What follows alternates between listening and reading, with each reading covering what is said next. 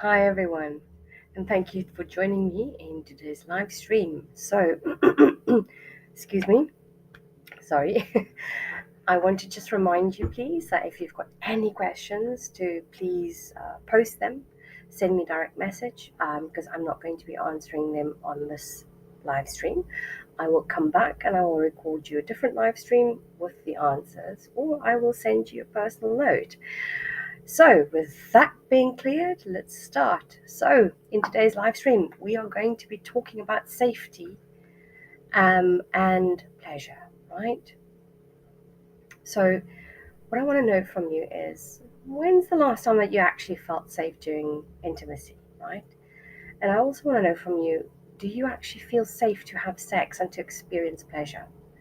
And it's not just about the simple state of just pleasure, of just the normal, the usual, as you're intimate. But are you safe to really truly be seen and heard and to experience yourself and to truly put everything into that experience, you know? So that's the difference, okay, in feeling safe and intimacy, okay? Because when you're truly feeling safe to be intimate, it's okay for you to be seen. Okay, it's okay for you to be witnessed. It's okay for you to show up vulnerable. It's okay for you to feel absolutely safe during sex. So I want you to really think about it. Do I really feel safe during sex? Safety in sex has long been something that a lot of people have missed out on, right? Companies that make drugs think that it's as simple as female Viagra for women when it comes to sex, and it's not. And this is why they pulled didn't work out in the first place. Sex is so much more, intimacy is so much more. There's so much more about intimacy than what people realize, and also considering that, for very many years, for a very, very, very long time actually, women's sexuality was, basically seen as the same as men's sexuality, and it's not. Our libido is so different. We as women function differently, right? So, sex in itself is not just a physiological thing. Sex is all about safety. Sex is all about knowing and feeling in yourself that you are safe to express yourself to your fullest, degree. It's about accepting every part of yourself, even the pieces that you were told is bad and wrong and is a sin. Let's take lust, for example. How many people out there have been taught that lust is a sin? That's a bad thing. But it's not. It's not, as long as you learn to integrate it. It's not as long as you learn to accept that part of you, integrate it. Because when you integrate it, when you learn to digest it appropriately, lust no longer becomes a problem. It's no longer something that keeps chasing you down the road like a mad, well, for lack of a better word, demon, right? So a lot of people struggle with this entire concept because, um, good girls and good girls and good boys don't have lust, and that's not true. You're taught to repress a fundamental part of yourself. And that suppression is not a good thing, because that's when you're actually feeding something inside of you that needs to actually be processed and worked with in a different way. When has repression ever really worked, if you think about it, right? When has shaming and guilting yourself ever worked? So the thing is, the brain starts to build all of these layers on top of that repression because it's not safe to have it. It's not safe to be that. It builds all of these layers, and that layers, it's like taking a gas cylinder, putting it under pressure. What do you think is going to happen? It's going to explode at one point, right? And this is where you start disconnecting from your sexual nature instead of, integrating, nurturing yourself, integrating every part of yourself, accepting every part of yourself, right? Creating that safety within yourself to be intimate. So I'm not saying that if you do that, you're going to end up pillaging and going off the rock. That's not what I mean at all. What I'm saying is that when we start dealing with sexuality in a very integrated manner, when we learn to digest our emotions, our sensations in a very healthy way instead of repression, we make way for a healthier way to relate to our sexuality and our sexual nature.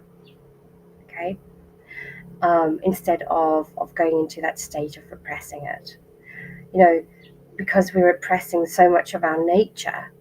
Addictions are created, numbness is created, disconnection is created, and various other symptoms. Just because we are repressing, just because we've gone and said, well, this part of mine might be so bad and so horrible, I need to go and I need to squash it, right? Otherwise, I'm not a good person. And so all this shame and this guilt gets built up and built up and built up and built up and built up. And it leaves you, actually very vulnerable in that state. It creates this total disconnection, not feeling safe within yourself because you were taught that you're a sin. Your thoughts are a sin. It's bad, it's wrong. No good girl will do that. No good boy will do that, Excuse me.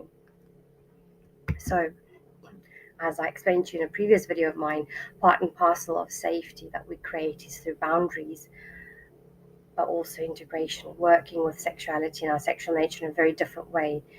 And in another video, I've spoken about boundaries, because too many people are way too disconnected from their true yes and true no. So they experience this murkiness around their boundaries. And this is also why many people feel so really uncomfortable with boundaries, both giving them and receiving them. Okay. But when it comes to intimacy, when do you really struggle to say no or yes? Can you say yes to the part of you that's uncomfortable without it becoming an issue? Can you say yes to exploring what's underneath that, let's say, lust? And it's not that you're going, like I said, it's not going to cause you to go out and act on the lust. That's not what's going to happen, no.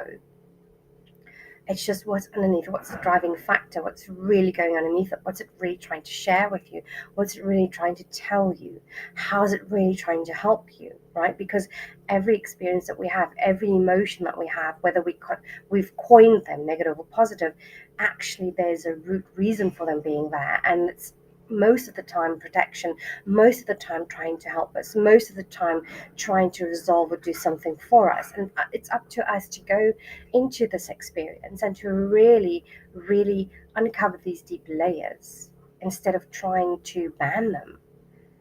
Banning these parts of ourselves is why there's so much neurosis out there.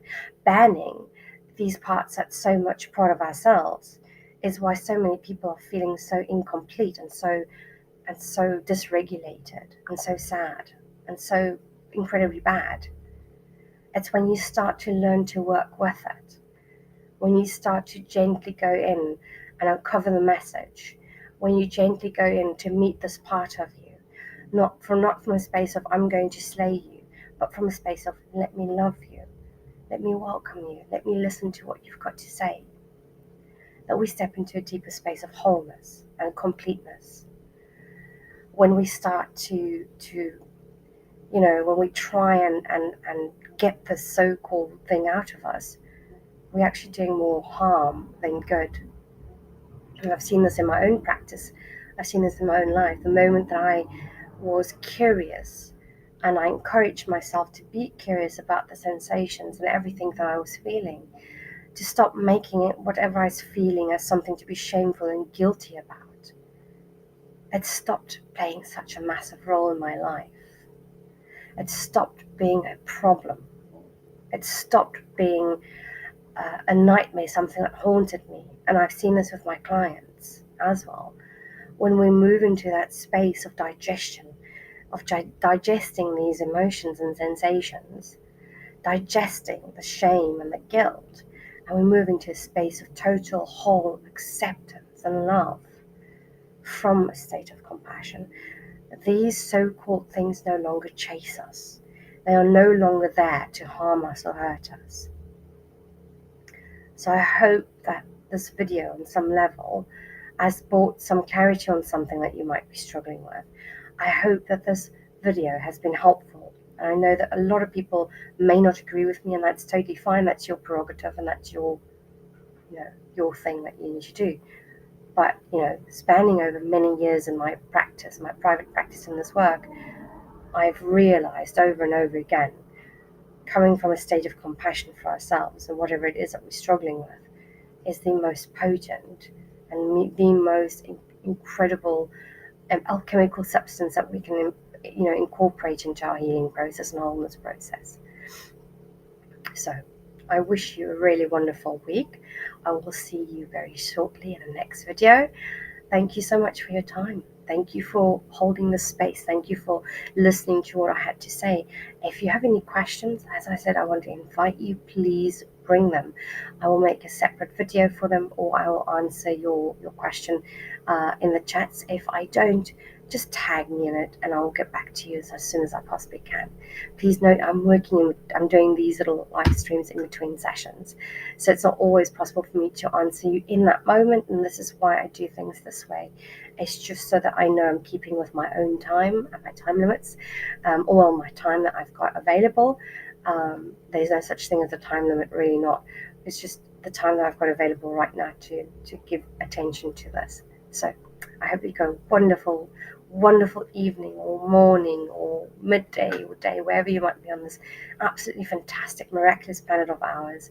May you be abundantly blessed, and sending you so much love for you and your situations and everything that you're going through right now. Thank you.